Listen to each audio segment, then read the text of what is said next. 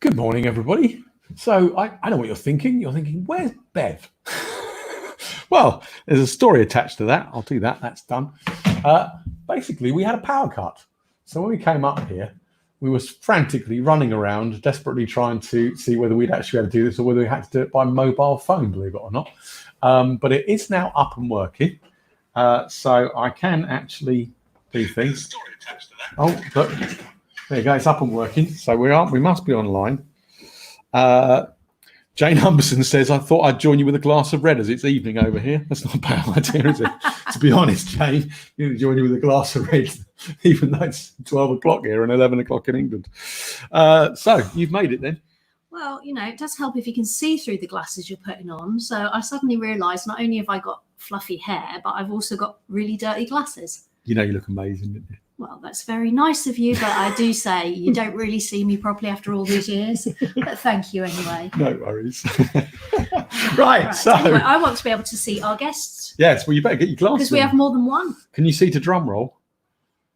Well, not with my glasses in my hand. That would be a disaster waiting to happen, wouldn't it? How about you do the drum roll and then I'll put my glasses on so I can see them. So, would you like to meet today's special guest? Yes, you would. It's Tom and Sarah. Hello. Morning. Morning. Right. How are you? We're okay. Bit bleary-eyed. It's Sunday, isn't it? Yeah. Yeah, I'm really struggling to remember to do Elevenses on a Sunday because I'm like, well, I know I've got work to do, but I don't need to do it at the time I need to do it. And then Mark suddenly went, do you want a cup of tea? And I'm like, oh shit, I haven't cleaned my teeth or anything. I think, also on a Sunday, it all feels a bit Sunday lunch, doesn't it? So it feels like we should be drinking already, really. Do you know what? We might have to do one of these Sundays where we just all got a Bloody Mary, I think. Oh, that'd be great. Yeah, definitely. Just cut straight to the chase. Speaking of which, I was the reason we had you back, Tom, is we were tuned in the other night to your whiskey night. Oh, yeah. Which was epic. And then we wanted to say, okay, why wasn't Sarah on Elevenses? Because much as we love you, Tom, the harmonies were lovely. And then we thought, well, we really missed out by not having Sarah on with you. Yeah, I know. Well, the fee wasn't big enough last time, so you were on a half-price job. So, hello, Sarah. Nice to meet you. Hello, you too. Yeah, so I had a Courvoisier and you had a Bailey's. Yeah, because we were discussing why so many people were coming up on the line saying they had Baileys, and it's like the Christmas booze that's still in the cupboard. Everything else has been drunk. Well, obviously I'm a teacher, so I always end of year you always get given lots of presents, and you get given lots of presents at Christmas as well. So I've got about 13 bottles of like rubbish mulled wine that I've never drunk, so we're nearly onto that. We don't really drink red, do we? No, it makes my teeth go black. I don't know what it is. I just find, red wine especially just gives me a stinking hangover. I'm the other way. I like red, but white, more than 2 glasses, and I feel really bad the next day. So I am a red drinker. So you can always send your red to me, but then that would be a bit daft, wouldn't it? Since my weekly bottle of wine is €1.65 in the supermarket. Yeah, you keep what you have. Well, for €1.50, I'll give you my bottles of mulled wine. Yeah. Well, as you can probably see, it's getting warm here, so I don't think I'll be drinking mulled wine. I mean, even you couldn't. There's nothing you could probably do to get me to drink that mulled wine. It's absolutely rank. Right. Where are you coming in? Rob Toogood says she's behind you as you arrive. And Tom Thomas said, oh, good, Ben's back. He's the only reason I tune in, to be honest. That's nice, isn't it? Oh, that's very lovely. Thank you, Tom. Typical Tom there, isn't it? I mean, you stick in Manchester, Tom. You stay where you are. Locked in. You won't be missed. So how have you been since last time we saw you? When did I last see you? A couple of weeks ago? A couple of weeks ago, you were one of our earliest guests. You were our third guest. 3 weeks ago now, isn't it? So 3 weeks ago. Beginning of 12th of March. Well, I guess April, 12th of April you joined us. I guess I've been doing all the schools are back now, so I'm doing 40-hour week of just staring at my computer at bemused-looking children with guitars. And Sarah's been working away. Yeah, I'm an illustrator. And I've moved my studio home, and I've got a very, very small kind of basic version my studio. So my life, apart from not being able to see anyone, is pretty much the same Ideal. as it was before. Yeah. Are you a digital illustrator or a hand-drawn illustrator? Both. Well, everything is drawn in real life and then scanned in. So you need space to work then, really, Sarah? Yes, I'm also very messy. And have a lot of piles of paper and do quite big things. Lots of ink, lots of paint. Ink everywhere. Yeah. Oh, sounds fabulous. I spent 4 years at art college and I miss that. Oh, nice. Where did you go to art college? Oh, God, it was a really long time ago. I did a foundation course at Bournemouth and Paul College of Art and Design, and then I spent 3 years at Leicester Poly doing 3D design. Oh, what is 3D? Is 3D design sculpture then, or is it? Like... No, there were lots of different specializations. Mine was actually specializing in interior design, theatre set, TV set design, and exhibition design. Wow, that's cool. So from there, I moved into theatre design, and that's how I ended up working as an arts administrator and manager. Ah, that's cool. I've got O levels in maths and art. Not interested. Get out. I spent 3 years painting computers. Boom. And that was even longer ago. Do you know? I don't actually. Do you know what qualifications you've got anymore? I bet you're young enough to know, aren't you? I mean. Yeah, but also Tom's a teacher, so he has to. Yeah, I suppose you have to. Like that. I can remember what I did for A level and stuff, but I probably couldn't name all my GCSEs. Actually, I only did about 9. You did about 14 or something? No, I did 9. Oh, did you? At state schools, you could only do 9. Oh, I see. Oh no, I did some the next year, so I've actually got. Well, I went to a grammar school. This failed me completely. Sarah, where did you study? I did my foundation course in Brighton, and then I specialised in illustration and did my degree at Kingston University. Nice. Yeah, it was fantastic. Long time ago. Several lifetimes ago. Yeah. Really, as long as this lockdown could go on for. Yeah, that's true as well. Yeah, but we've just been working, and then we've been doing the I've been doing the morning coffee videos. We've been doing the whiskey on a Wednesday, which is really fun. I've now been pulled into providing everybody with a quiz. Now I have to do a bloody pub quiz. That came out of the whiskey night. Yeah, it's your fault. Yeah, I know. Be careful what you say online, Tom. Will there be a Tom Williams round, Tom? That was the question. Yeah, questions like what colour am I thinking of? What's my kind of thing. And then we've been doing the live morning coffee on a Saturday morning, which is really fun. But we did a cover of Bryan Adams and Mel C. Is it called Baby When You're Gone?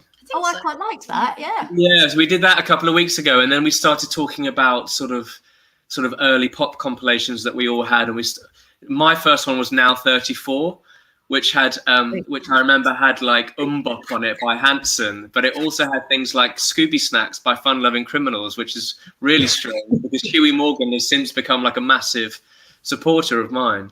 Yeah. So this Saturday we're actually doing a Now 34 special. Well, can I just tell you, Mark was mildly obsessed with Bop at the time. Yes. There's an amazing video of them doing it live on some MTV event with like a big band of session players, but the little drummer guy is actually playing the drums, and it was absolutely amazing. I thought they were amazing. Everybody thought I was joking. Something wrong with pop music. No. Yeah. Good pop music is good. Bunch of kids sing and play, great. Yeah. I think they're all. I think aren't they all very Christian? And they all. I don't know. I'm not sure anymore. I think they were. That wasn't their dad some sort of multi-millionaire industrialist who bought them all equipment when they were like babies or something. That was the other thing that we got annoyed about. You've also always got to be suspicious of kids with long hair. There's definitely something going. You know what I mean? The parents have let them off the leash for some reason.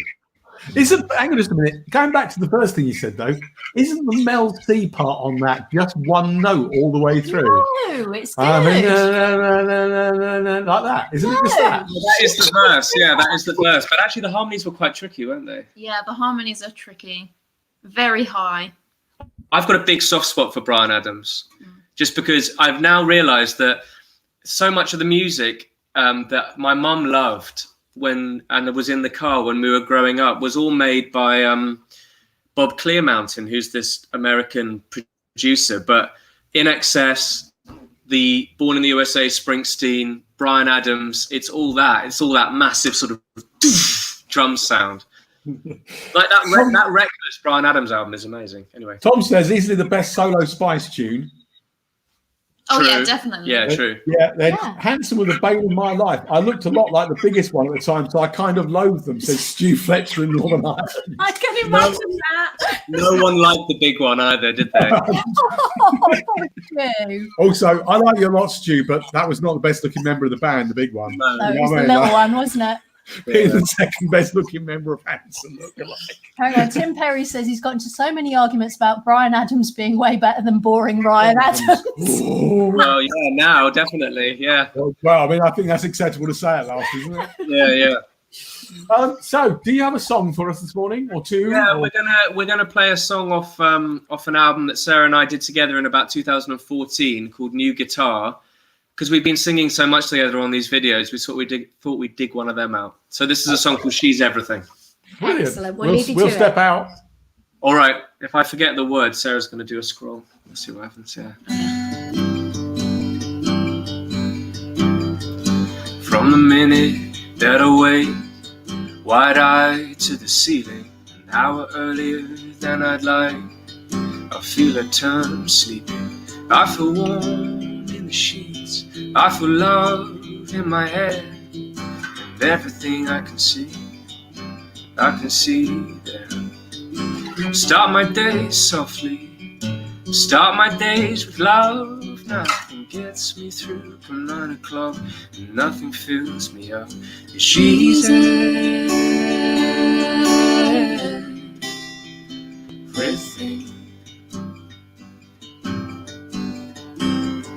She's everything.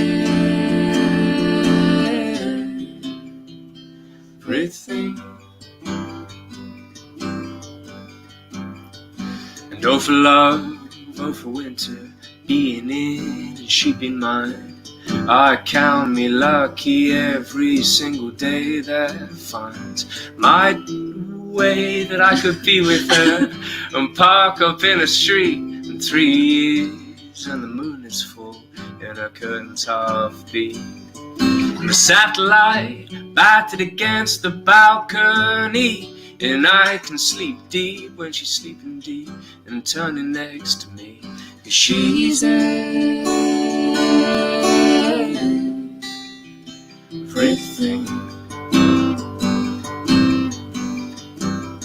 'Cause she's everything.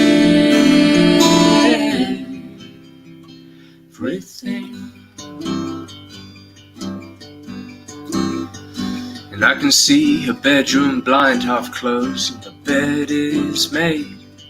And I know she's tried, and I've tried too. They'll be writing love saves, 'cause I think of her most minutes of every day, battered down in the wind on the motorway. And the wind wraps the trees against her window, and I'm home again on a Tuesday night on the speakerphone.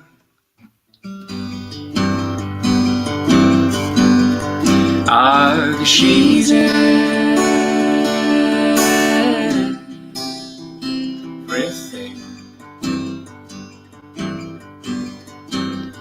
'Cause she's everything.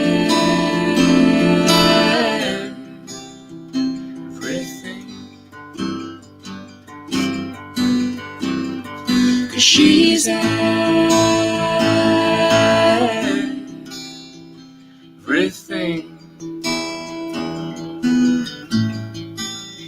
'Cause she's everything.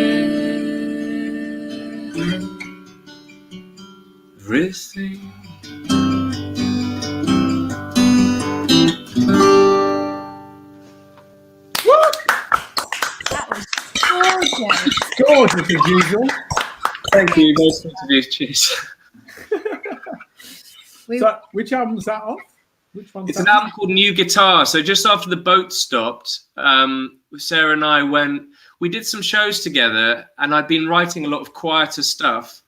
and we went into the studio and we recorded 14 songs in 3 days, just live. And then we ended up putting them onto 2 sort of mini albums. So one half is called New Guitar and the other half is called New House.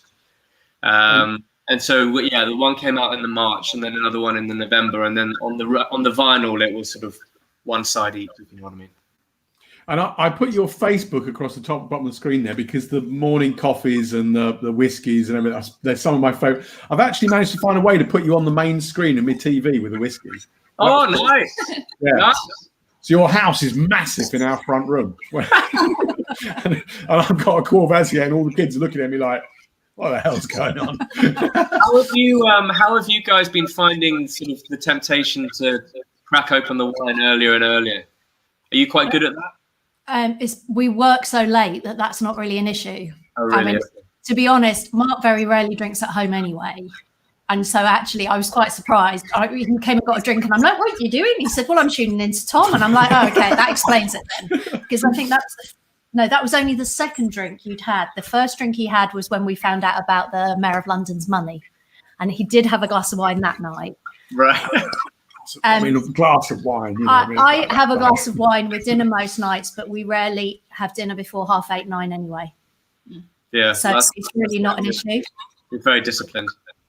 Well, and also, but at the moment, we're still in that phase where, you know, honestly, people think we were gone a bit mad, but we're working 12 to 16 hours a day at the moment. So how's the Save Our Venues campaign going? It's going very, very, very, very well. Yeah, that's good. And people should definitely be alert tomorrow for when it will be going even better. Yeah, wow. I mean, we've got lots of really good things happening, but you'll know yourself from things that you're involved in. When something has some success, the expectations rise. Yeah. So it's just like everything we do that's positive then just creates more work. But I think also, in a way, I think people always like to be on a winning team or bet on a winning horse. And I think actually if you can sort of, you know, service another press release with good news that it's going well. I mean, it's like the Captain Tom thing, you know what I mean? When by the time it hit the news for the first time, he was coming up to 1 million. And then the next time it was 3, and then it was 10, and then it was on and on and on. And so the story kind of becomes this, you know, the story is this is going well, jump aboard. So hopefully it'll perpetuate more. Well, I think already £880,000 has been raised so far. Wow. So, I mean, that does include the mayoral money. But I mean, considering it only started on Monday and we were able to put that in. But I mean, the point is it was designed as a rolling campaign. So I keep saying to people, no, not all the venues are on there. Not all the events are on there. We haven't made all the announcements because we've been doing it for less than a week. Yeah. But because it's taken off, a lot of people think it's, you know, it's been around for ages because they've seen it everywhere. So again, that's that sort of, you know, it's a real mark of the success. But people are like, well, you know, that artist's not on there. And I'm like, yet we're still discussing with them what they're going to be doing. Yeah. Loads of comments coming in. Mark Stack says, it's not often I use the term heartwarmingly beautiful, but that was it. Steve Fletcher just burst into applause. Love that. Thank you, Tom and Sarah, says Tom Thomas. Thanks, Tom. Hope you're well. Lutz. We have Lutz that joined us from Berlin. Hi, Lutz. Hello, Hope Lutz you're from Berlin. You're doing well, Lutz. Jane says, Mark, have you lost weight or hair or both? Both, Jane. We're all getting older, Jane. Hashtag Save Our Venues. No, I like Chris Pritchard's one. New news. Captain Tom. Oh, Captain Tom's is opening a venue. That would be, that would be news. That would be news. So listen, that was fantastic. Have you got another song? Yeah, if you can bear it. We would love another song from you. Yeah. All right. Well, this is a song about when we used to live next to a pub. Okay, we will discover what that means by listening. Thank you. All right. This. Shut up. Yeah, please. Okay. So this is also off New Guitar. We moved in next to the grumpiest pub in Hastings, called the Horse and Groom. It's a great pub, but everyone calls it the Doom and Gloom in the most affectionate way. And this is about being next door and being able to hear, you know, all the bickering next door, all the old men on their bar stools. Tuesday morning, rainy day hymn. Take a train to another town. Take a paper and walk around. And brothers take a skip toward suburban disloyalty. The Tuesday morning rainy day of what it meant to me. I took a train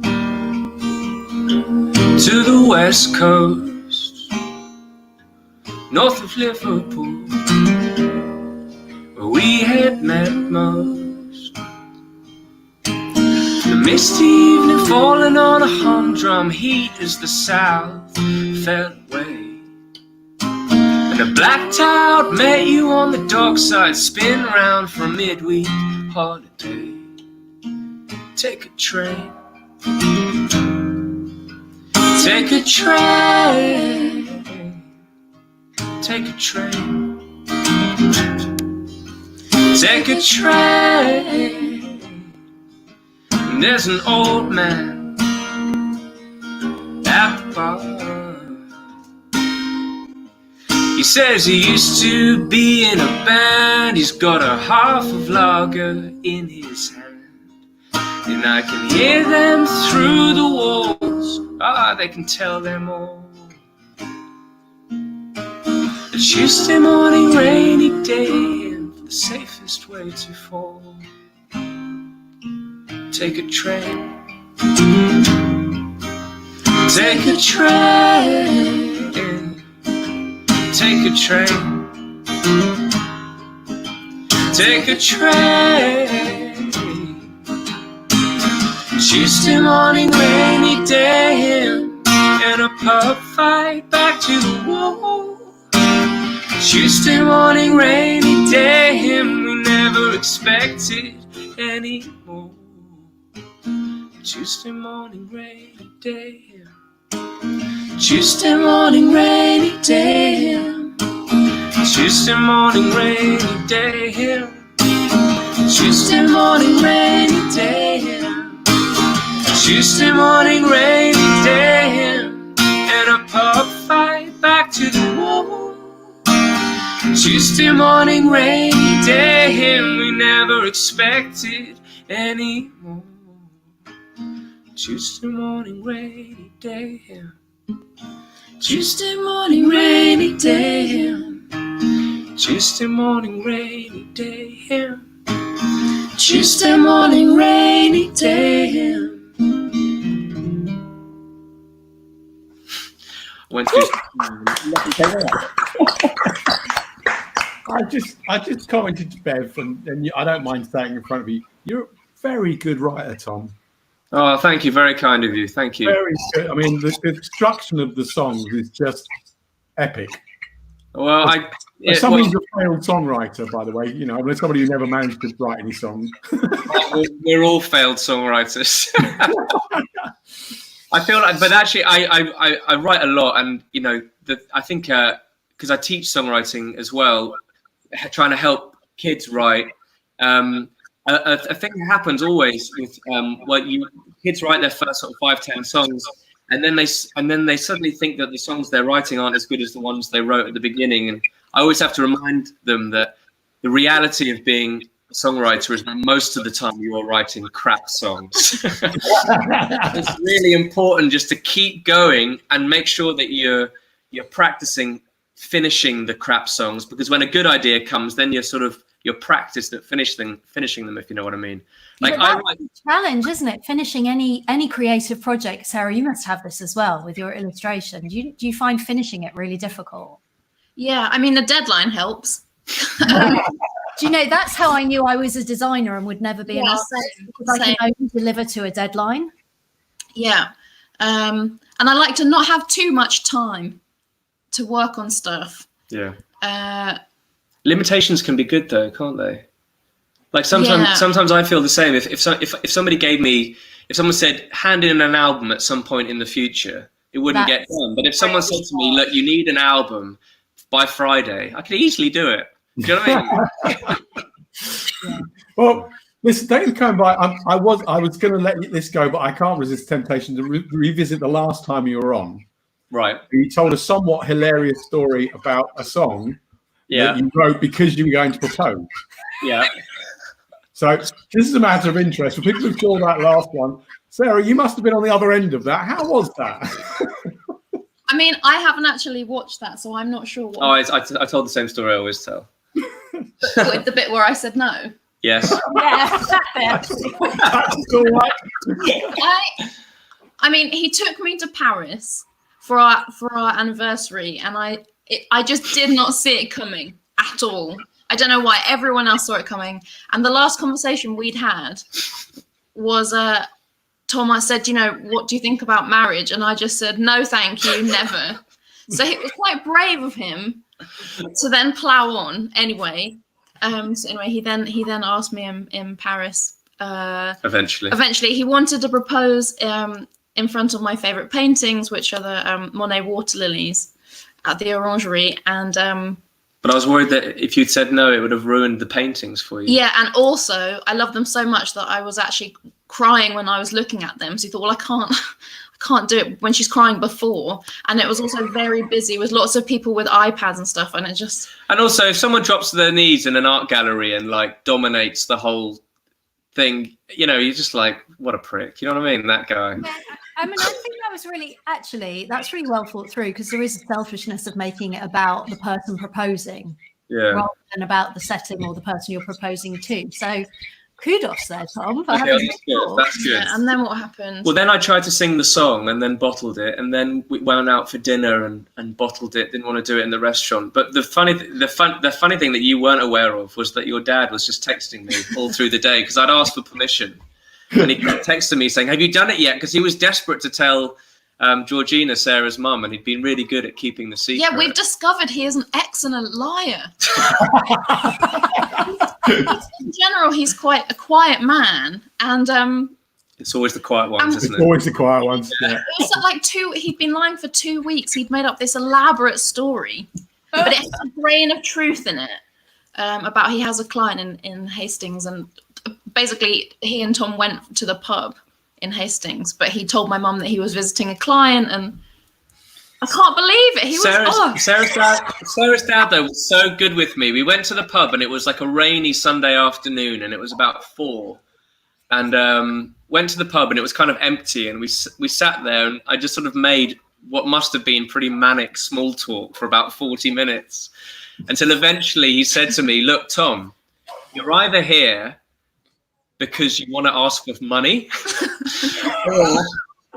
or you want to ask something else, and I don't think you need the money. Excellent. And at that point, I could have just like done an about turn and said, actually, Stephen, could I have Can I have $5 grand? That's what I meant. Yeah, I've got to make an album. Can I have $5 grand, please? Yeah. But anyway, he eventually asked me in the middle of a road in Paris. He just was like, oh, let's sit down here. It's about midnight, wasn't it? It was midnight, and sort of people were spilling out of pubs and bars, and sort of chaotic. And he put his hand in his pocket, and I thought, oh no, it's going to happen. And I just kept saying, no, no, no. And I tried to put the ring back in his pocket because I just wasn't prepared. Isn't that how all the most romantic proposal happened, with the woman just going, no, no, no, no, no, no, no? I just wasn't ready at all. And I also thought, if I hate the ring, I'm not going to be able to cover it up. And I really like rings, so that was quite important to me. He eventually got it out. I'm so impressed you're still together after all of this drama around actually the proposal. Honesty, maybe. But anyway, we talked for about an hour, and we both cried a lot. And he said, look, it's just a big party. Let's just have a big party. And, anyway, divorced people are kind of cool anyway, so we can always get divorced. He did, no, he did tell us that, Sarah. He did say that was like his winning gambit. Is we And can that was the nail in the coffin. And I said, yeah, that'll be fun. Let's do it.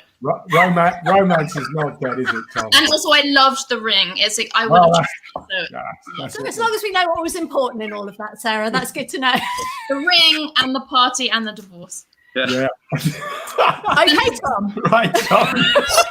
Isn't it so funny though how when you're like 16, the idea of like a 40-year-old man with a rollie going, yeah, I'm recently divorced is quite a cool idea, and then the older you get, the less cool that idea becomes. Yeah. Right. Well, look, I better get back to work.